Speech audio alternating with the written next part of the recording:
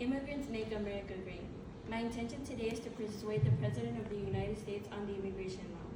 This isn't about politics, it's about human decency, and no one is illegal on stolen land. 32% of Americans say all immigrants living in the U.S. should be deported, and 15 believe a few immigrants should be deported, while unfortunately only 16 say none should be deported. In today's society, racism is one of our biggest problems, causing many deaths, family separation, and crucial behaviors. Many ignorant people would say immigrants are taking jobs, not providing taxes, and are criminals.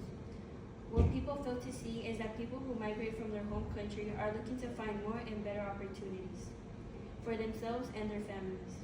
Americans don't consider how they may feel, or at least have half of what they live. It takes a lot to leave everything you've ever known, families, jobs, etc., and having to start from the ground up all over again in a different country, while also having to work twice as hard to make a living due to the lack of opportunities and their language.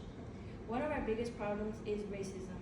As Lauren Mascarenas and Ed Lavandera in the article of an 11-year-old girl in Texas died by suicide after she was bullied about her parents' immigration status.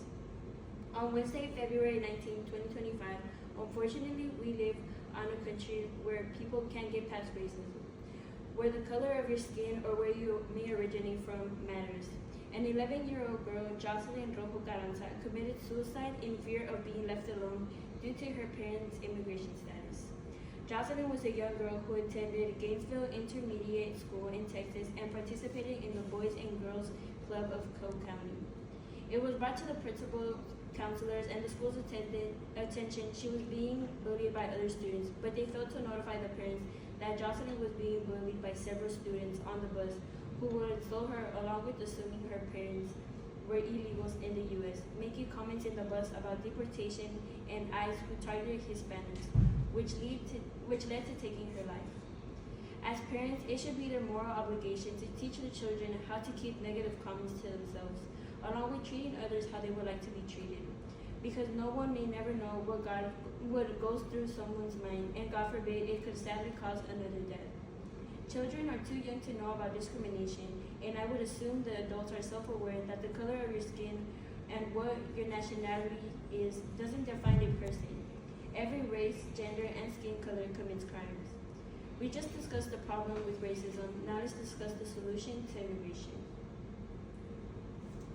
To promote a more lenient and human approach to immigration in the U.S. focus of strengthening legal pathways, ensuring fair processing, providing resources for integration, while also addressing the root cause of migration.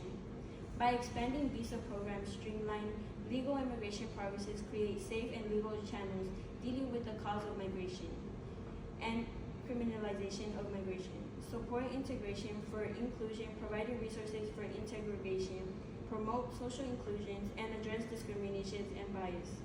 By increasing the number of visas available for skilled workers, along with other categories to meet the needs of the country and address the labor shortages. Simplify the application process for visas and green cards to reduce backlogs and make it easier for people to immigrate legally. Establishing clear and accessible pathways for people to migrate to the U.S., ensuring that they are not forced to seek dangerous or illegal routes. Working with countries of origin on the economic, social, and political factors that drive people to migrate, such as poverty, lack of opportunities, and conflict.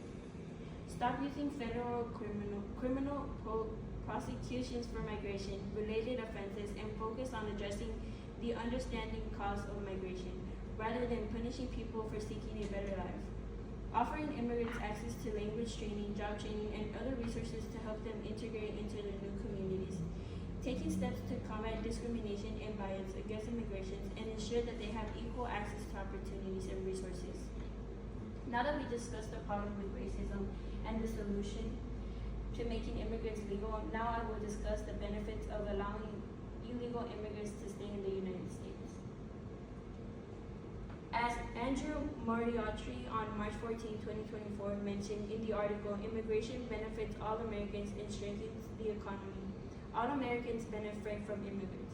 The fruit and food you consume, the house you live in, and the roads you drive on, The list could go on. Immigrants play an important part in the economy. Restricting immigration would shrink the economy, cost jobs, reduce the goods and services available to consumers, and seed the U.S. global economy, causing to leave Americans smaller, poorer, and weaker.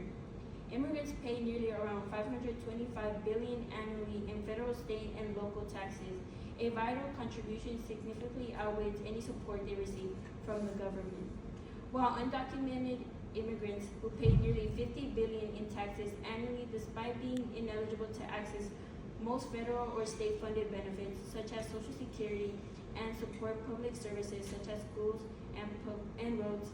If we allowed immigrants to stay in the U.S., it will help Americans because immigrants are more likely to be working of age. They will help fill gaps that drive consumer price to increase that outpace wage gain, lowering costs for all Americans. More than 18% of the healthcare workers were born outside of the U.S., 26% of them being physicians, 16 registered nurses, and there is 40% of home care sectors to this day. In conclusion, Tom Johnson on July 22, 2019, in the article Restoring the Value of the Law Through a Fair, Human, and Workable Immigration. Today, my intention was to persuade the President of the U.S. that illegal immigrants should be a law to remove. More lenient immigration laws can stimulate economic growth by filling labor shortages, fostering innovation, and contributing to a dynamic workforce. Immigrants often take a job that are difficult to fill, support local businesses, and start new enterprises, which lead to jobs and increases productivity. Adding other things, immigration policies can provide refuge and opportunities for individuals fleeing conflict, persecution, and poverty. Offering safe alignments with humanity values international communities to protect human rights. Also, many countries face aging populations and declining birth rates. Immigration can help balance demographics by introducing younger populations who contribute to them.